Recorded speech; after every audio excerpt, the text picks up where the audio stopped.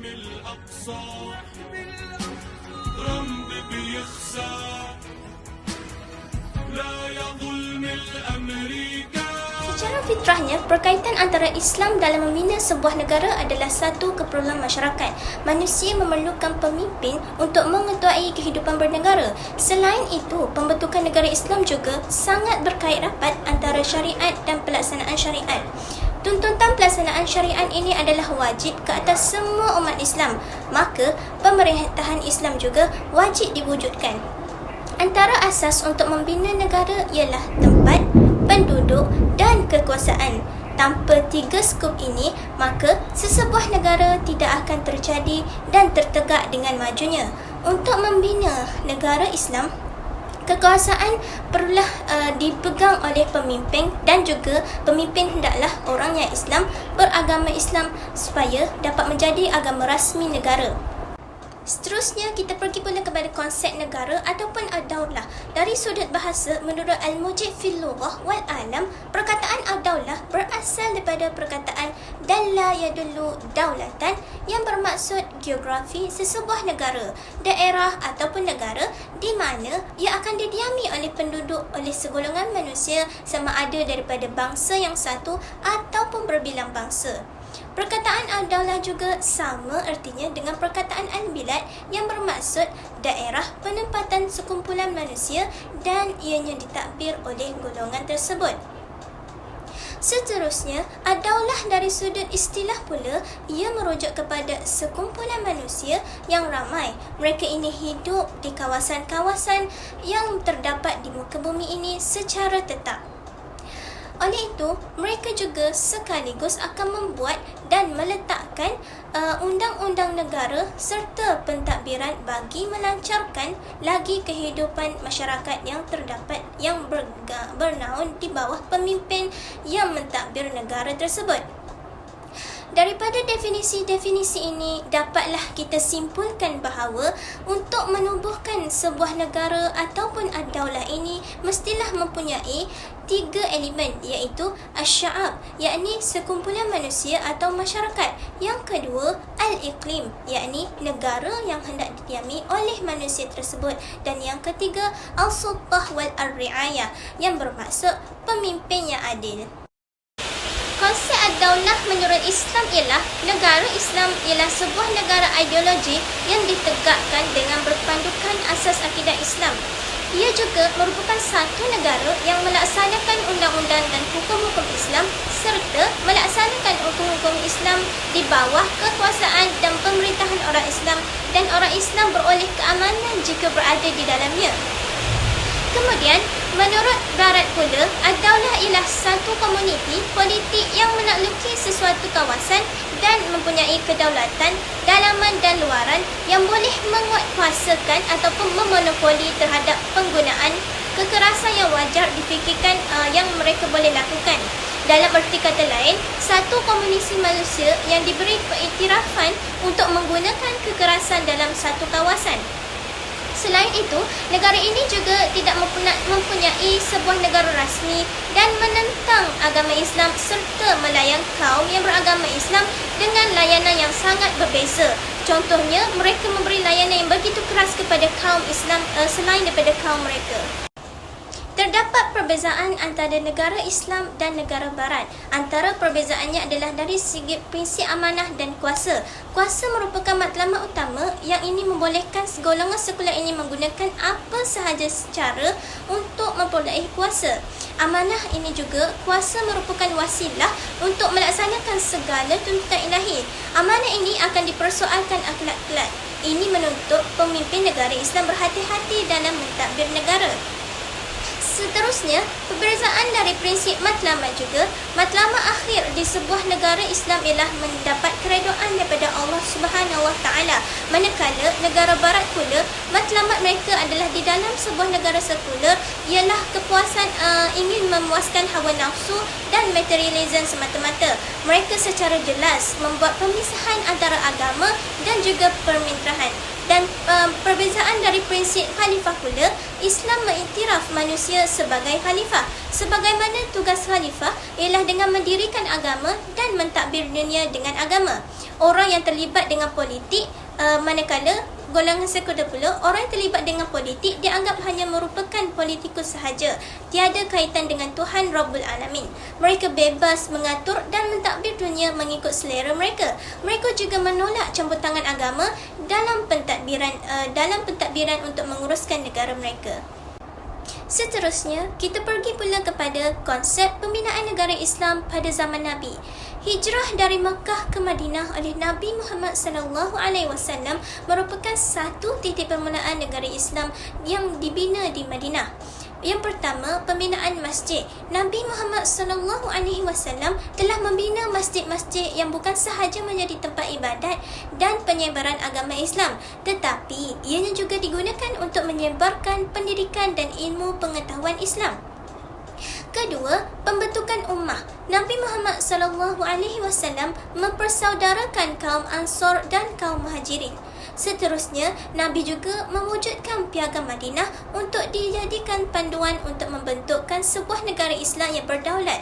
Seterusnya, Nabi Muhammad SAW mengasaskan pentadbiran negara melalui musyawarah-musyawarah yang dijalankan semasa mewujudkan persaudaraan antara Ansar dan Muhajirin serta kaum Aus dan Khazraj. Selain itu, Nabi juga mewujudkan tentera Islam di Madinah dengan mengadakan hubungan luar. Baginda adalah seorang diplomat yang mengambil inisiatif untuk menghantar perwakilan keluar seperti Mesir, Byzantin dan juga Parsi. Nabi juga menyusun semula struktur ekonomi Madinah. Nabi menggalakkan umat Islam bergiat dalam bidang perniagaan agar mereka hidup dalam keadaan lebih maju. Seterusnya, konsep negara Islam menurut Hasan al-Banna pula, beliau menghargai keinginan umat dengan bermusyawarah, dengan memberikan pendapat dan mengakui perintah dan larangan. Hasan al-Banna juga merupakan penuh tanggungjawab di pemerintahan dan hadapan Allah serta berhadapan manusia. Selain itu, persatuan umat Islam berdasarkan akidah Islam. Menurut konsep negara Islam, menurut Abu Ala al-Maududi pula, konsep negara Islam itu haruslah berlandaskan dengan hukum Islam dan menurutnya, negara Islam bukan negara Islam jika tanpa adanya hukum Islam. Tujuan negara Islam juga adalah bukan hanya melindungi kebebasan masyarakat semata-mata, akan tetapi negara juga harus mengembangkan sikap adil yang setara dan hal tersebut sudah tertera ada di dalam Al-Quran. Dan akhir sekali, pembahagian kekuasaan menurut pandangan Al-Maududi, dalam pembahagian kekuasaan negara itu terdapat 3 badan, yakni eksekutif, legislatif dan juga yudikatif. Setiap kelengkapan negara dapat memiliki organ yang berbeza yang diharapkan dapat membantu melaksanakan fungsi dan juga tugasnya. Sekian, itu sahaja pembentangan daripada saya. Kita sambung dengan pembentangan yang seterusnya. Sekian, terima kasih. Bismillahirrahmanirrahim. Assalamualaikum warahmatullahi wabarakatuh. Nama diberi Siti Hajar Binti Abdul Rahim. Nombor metrik 054876. Saya akan menyambung pembentangan sahabat saya berkaitan dengan kepentingan pembinaan negara Islam. Saya akan menerangkan daripada aspek sosial, manakala sahabat saya sebentar lagi akan menerangkan dari aspek ekonomi. Daripada aspek sosial, berdasarkan pembinaan negara Madinah dapat dikeluarkan beberapa kepentingan sosial dalam membentuk negara Islam. Antaranya ialah yang pertama, jaminan keadilan sosial, yang mana rakyat dijamin hidup dalam keadaan harmoni tanpa ada kasta dan perbezaan walaupun berlainan agama dan kepercayaan. Selain itu, pentadbiran yang telus serta tidak berlaku penindasan dan kurani. Tidak boleh bersikap zalim seperti menindas golongan yang lemah. Ini merupakan jaminan sosial yang diberikan oleh negara Islam. Yang kedua pula adalah kemerdekaan masyarakat. Daripada kemerdekaan masyarakat ni macam mana? Dia tidak ada lagi penindasan ke atas golongan yang lemah. Mereka hidup dalam kebebasan dan merdeka. Mereka memiliki kebebasan hak asasi daripada sudut hak bersuara, hak beramal, hak bekerja dan sebagainya. Yang ketiga pula, kebebasan beragama. Yang mana dalam sebuah negara Islam, agama rasmi tentunya adalah Islam. Walau bagaimanapun, setiap kaum diberi kebebasan untuk mengamalkan kepercayaan agama dan adat masing-masing. Tiada paksaan dalam beragama di negara Islam, serta jaminan keselamatan tetap diberikan kepada mereka yang bukan beragama Islam. Okey, itu daripada aspek sosial. Seterusnya aspek ekonomi saya serahkan kepada Bismillahirrahmanirrahim. Saya Nurul Wahidah binti Muhammad Razi, nombor matrik 054684. Baiklah, kita akan sambung pembentangan kita yang selanjutnya, iaitu kepentingan pembinaan negara Islam dari sudut ekonomi, yang mana keadilan dan kebajikan rakyat akan terjamin. Misalnya, sumber hasil utama bagi sesebuah negara Islam adalah zakat, yang mana zakat ini merupakan cukai ke atas orang kaya dan berkemampuan dengan tujuan apa? Untuk mewujudkan keadilan sosial kepada semua rakyat. Apa yang dimaksudkan dengan kebajikan dan keadilan rakyat itu terjamin? Menurut Hailani, adil itu adalah bila mana Islam meletakkan tanggungjawab membayar cukai itu kepada semua lapisan masyarakat dan tak meletakkan tanggungjawab tersebut kepada satu kelompok sahaja. Walau bagaimanapun, Islam menghalang pemerintah untuk mengenakan cukai ataupun zakat itu sama kadar dengan golongan kaya. Maksudnya golongan kaya, golongan miskin ni mereka dapat kadar yang sama, tidak. Islam menghalang pemerintah untuk mewajibkan golongan miskin ni membayar sama banyak dengan golongan kaya yang menunaikan zakat tu. Kemudian dari sudut kebajikan, aspek ini boleh dilihat daripada kadar penentuan cukai. Terdapat beberapa perkara yang diketengahkan dalam menjaga kebajikan rakyat. Misalnya, jumlah modal yang dikeluarkan oleh pembayar cukai dan halangan luar kawalan yang menimpa seperti kemerosotan ekonomi, bencana alam dan juga lain-lain. Dan slide yang seterusnya iaitu isu-isu pembinaan negara Islam. Iaitu terdapat dua isu yang kami ketengahkan dalam slide kami ini, iaitu melibatkan negara bangsa dan juga Muslim Demokrat itu sendiri. Okay, sepintas lalu kita masuk kepada negara bangsa. Apa yang dimaksudkan dengan negara bangsa? Jadi negara bangsa ni merujuk kepada satu konsep atau entiti politik yang menggabungkan antara dua elemen, iaitu negara dan bangsa. Ataupun dari sudut makna yang lain, menurut Nurkolis Majid 2004, negara bangsa ni adalah satu gagasan tentang negara yang didirikan untuk seluruh bangsa atau untuk seluruh umat. Di slide yang berikutnya mengenai rentetan lah bagaimana timbulnya nation state misalnya di Malaysia ini. Iaitu ini ringkasan isu dan penjelasannya adalah seperti berikut. Okey, menurut ringkasan yang saya telah paparkan sebentar tadi, seperti kita sedia maklum bahawa kita merdeka pada tahun 1957 dan pembentukan Malaysia itu sendiri pada tahun 1963. Kemudian rentetan daripada itu berlakunya peristiwa 13 Mei 1969, maafkan saya, dan yang melibatkan rusuhan antara kaum. Jadi kerajaan untuk memulihkan keadaan sebegini, kerajaan mengambil inisiatif untuk mewujudkan nation state, iaitu menggabungkan seluruh kaum, seluruh etnik dalam satu negara. Kemudian dalam proses untuk Allahumma Sayyidina Muhammad, proses untuk memantapkan lagi konsep nation state, Tun Dr. Mahathir telah memperkenalkan wawasan 2020 pada tahun 1991, yang mana bermatlamatkan yang pertamalah, cabaran yang pertama, iaitu mewujudkan bangsa Malaysia yang bersatu padu dan mempunyai matlamat yang serupa dan dikongsi bersama, berintegrasi di peringkat wilayah antara kaum berasaskan persamaan hak dan keadilan. Jadi inilah yang menjadi isu dalam terbinanya sesebuah negara bangsa, ya. Seterusnya, sebagai cadangan penyelesaian bagi masalah nation state ni adalah kita perlu mengamalkan wasatiyah dalam beragama. Bagaimana masyarakat Islam perlu mengamalkan konsep wasatiyah dalam beragama, iaitu mengimbangi pengamalan agama Islam di Malaysia misalnya, dan pada masa yang sama menyerap nilai-nilai Islam kepada masyarakat tanpa mengira kaum serta menunjukkan nilai-nilai Islam yang sebenar. Dalam arti kata lain, mengimbangi antara keperluan dan kehendak, iaitu keperluan seorang Muslim adalah melaksanakan perintah Allah, amar ma'ruf nahi munkar, melaksanakan perintah Allah dan menjauhi segala larangannya. Manakala Allahumma salli Muhammad, kehendak seorang Muslim adalah mewujudkan negara Islam yang syumul secara produktif dari sudut pengamalan agama, seperti negara-negara Islam yang lain dari sudut pelaksanaan hukum hudud dan sebagainya. Terusnya, sebagai refleksi dakwah bagi bahagian saya, matlamat mewujudkan sesebuah negara Islam akan menjadi sukar sekiranya Muslim memegang prinsip mementingkan diri sendiri dan mengabaikan hak-hak kaum lain.